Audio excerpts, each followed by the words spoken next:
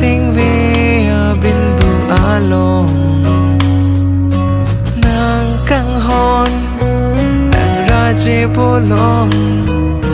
thiệt hết nê sing về along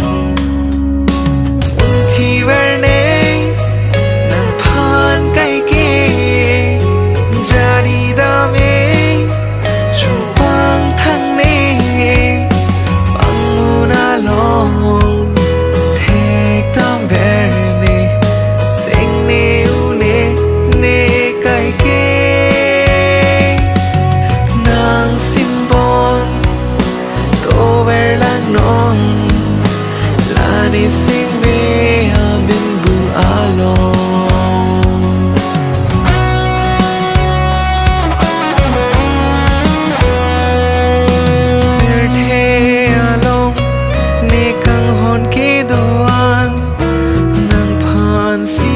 Pajer bedlang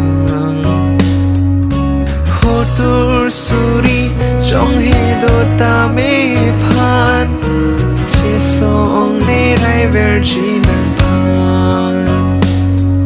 sin tu amir ben pa nang lir nang lo hir jir e sing alun jir lo ti ken kam ari apuduna bang hini nang sipon over lang non la di sing me amin bu along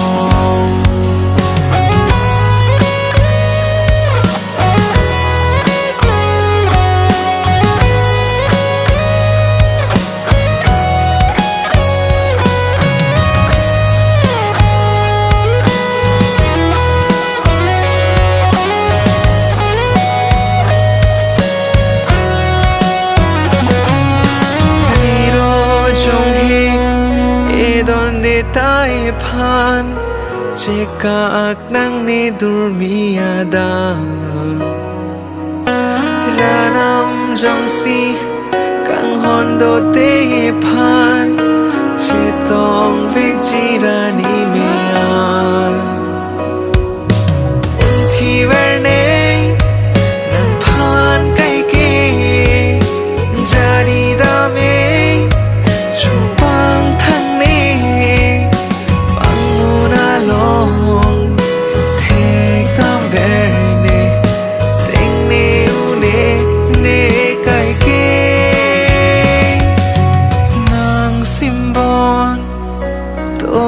lang non